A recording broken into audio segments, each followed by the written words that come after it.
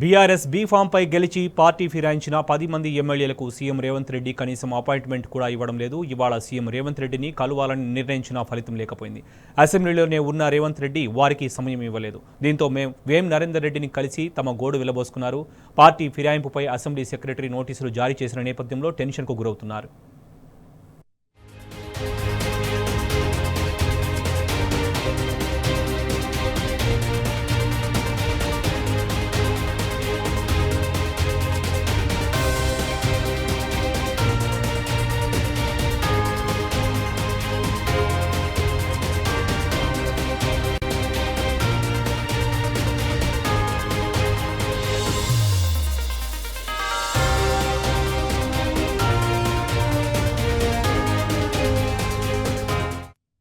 BRS బీఫామ్పై గెలిచి party ఫిరాయించిన 10 మంది ఎమ్మెల్యేలకు సీఎం రేవంత్ రెడ్డి కనీసం అపాయింట్మెంట్ కూడా ఇవ్వడం లేదు.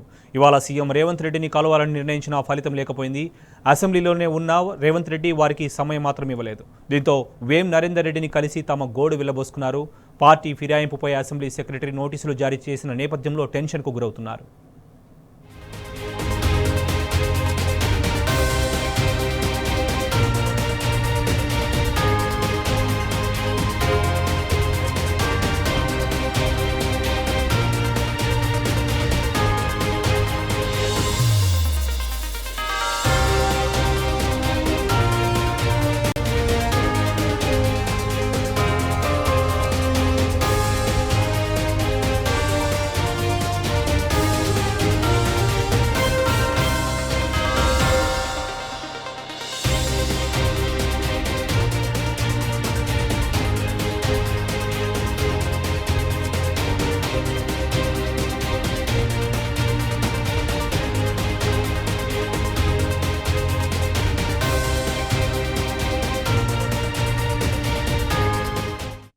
బీఆర్ఎస్ బీఫామ్పై గెలిచి పార్టీ ఫిరాయించిన 10 మంది ఎమ్మెల్యేలకు సీఎం రేవంత్ రెడ్డి కనీసం అపాయింట్మెంట్ కూడా ఇవ్వడం లేదు. ఇవాళ సీఎం రేవంత్ రెడ్డిని కలవాలని నిర్ణయించిన ఫలితం లేకపోయింది.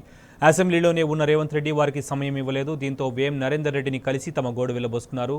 పార్టీ ఫిరాయింపుపై అసెంబ్లీ సెక్రటరీ నోటీసులు జారీ చేసిన నేపథ్యంలో టెన్షన్కు గురవుతున్నారు. ఇదే అంశానికి సంబంధించి మరింత సమాచారం మా ప్రతినిధి ప్రదీప్ను అడిగి తెలుసుకుందాం. ప్రదీప్, చెప్పండి.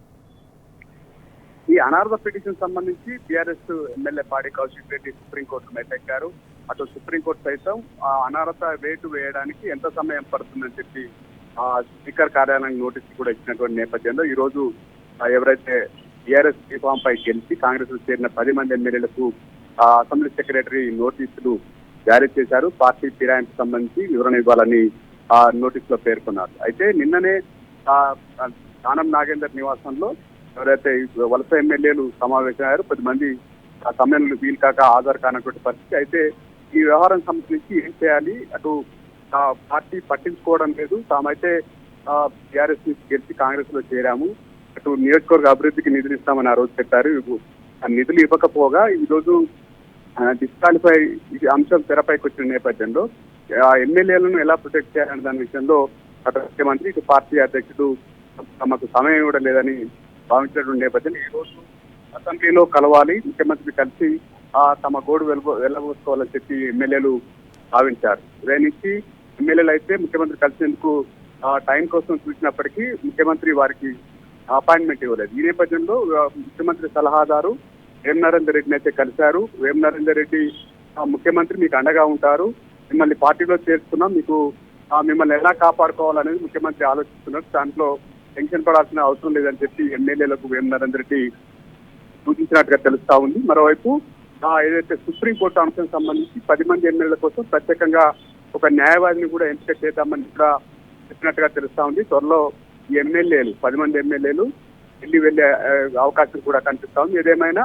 ముఖ్యమంత్రి సమయం ఇవ్వకపోవడం పట్ల ఎమ్మెల్యేలు తీవ్ర అసంతృప్తితో ఉన్నారు.